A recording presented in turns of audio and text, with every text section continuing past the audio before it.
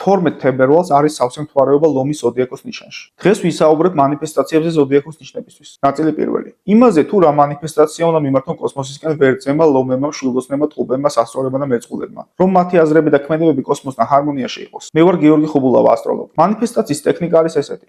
12 თებერვალს სავსე მთვარეობას დღეში რამდენიმეჯერ მთელი არსებით უნდა წარმოთქვათ თქვენი ზოდიაქოს ფრაზა. როდესაც ფრაზას წარმოთქვამთ, უნდა იაზრებდეთ, რასაც ამბობთ, ასევე უნდა განიცდიეთ ემოციას და შეიგრძნოთ თქვენი სხეულის მოძრაობა. ესე იგი, გონება, ემოცია და სხეული სამივე ჩართული უნდა იყოს ფრაზის წარმოთქმისას. ისე აზრი არ აქვს. ახლა ვნახოთ თუ რომელი ზოდიაქოსთვის რომელი მანიფესტაცია 12 თებერვლის სავსე მთვარეობას შესაფერისი. დავიწყოთ ვერძით.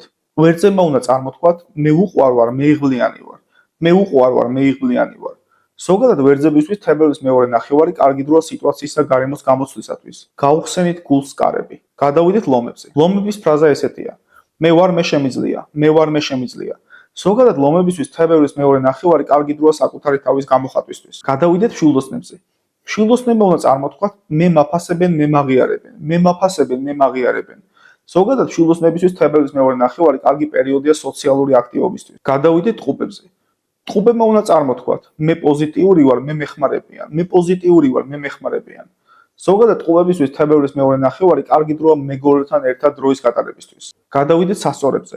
სასწორების ფრაზა ესეთია: მე ვფლობ ინფორმაციას, მე გონიერი ვარ, მე ვფლობ ინფორმაციას, მე გონიერი ვარ.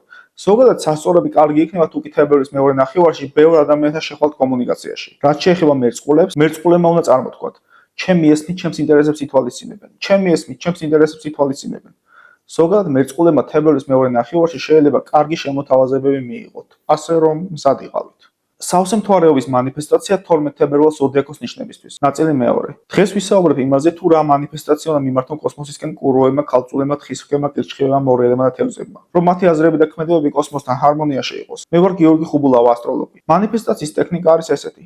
12 თებერვალს სავსე მთვარეობას დღეში რამდენიმეჯერ მთელი არსებით უნდა წარმოთქვათ თქვენი ზოდიაქოს ფრაზა. როდესაც ფრაზას წარმოთქვამთ, უნდა იაზრებდეთ, რასაც ამბობთ, ასევე უნდა განიცდიეთ ემოციას და შეიგრძნოთ თქვენი სხეულის მოძრაობა. ესე იგი, გონება, ემოცია და სხეული სამივე ჩართული უნდა იყოს ფრაზის წარმოთქმისას. ისე აზრი არ აქვს. ახლა ვნახოთ თუ რომელი ზოდიაქოსთვის რომელი მანიფესტაცია 12 თებერვლის სავსე მთვარეობას შესაფერისი. დავიწყოთ კუროთი. კუროებმა უნდა წარმოთქვათ, მე შემდგარი ვარ, მე წარმატებული ვარ, მე შემდგარი ვარ, მე წარმატებული ვარ. ზოგადად კუროებისთვის თებერვლის მეორე ნახევარი საქმიანი კუთხით ხელსაყრელია. გადავიდეთ ქალწულზე. ქალწულების ფრაზა ესეთია: მე შეძლებული ვარ, მე ფეხზე მყარად ვდავარ, მე შეძლებული ვარ, მე ფეხზე მყარად ვდავარ. ზოგადად ქალწულებისთვის თებერვლის მეორე ნახევარი ფინანსური კუთხით დადებითია. გადავიდეთ თხისრქაზე. თხისრქებმა უნდა წარმოთქვათ, ჩემ შრომა შედეგი მოაქვს, ჩემ შრომა შედეგი მოაქვს.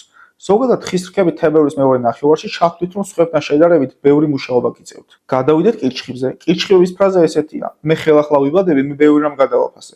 მე ხელახლა ვიბადები, მე ბევრი რამ გადავაფასე. ზოგადად კირჩხიბებს გიჩევთ თებერვლის მეორე ნახევარში უფრო მეტი დრო საკუთარ თავს დაუთმოთ. გადავიდეთ მორიელზე. მორიელებმა უნდა წარმოთქვათ, ჩემზე ზრუნავენ, მე მენდობიან, ჩემზე ზრუნავენ, მე მენდობიან. ზოგადად მორიელებისთვის თებერვლის მეორე ნახევარი კარგი პერიოდია შინაურ კომფორტულ გარემოში დროის გატარებისთვის. და ბოლოს თევზები. თევზების ფრაზა ესეთია: მე ვიცვლები უკეთესობისკენ, მე უარყოფის უკან ვიტოვებ. მე ვიცვლები უკეთესობისკენ, მე უარყოფის უკან ვიტოვებ. ზოგადად თევზებისთვის თებერვლის მეორე ნახევარი გადაფასებების პერიოდია.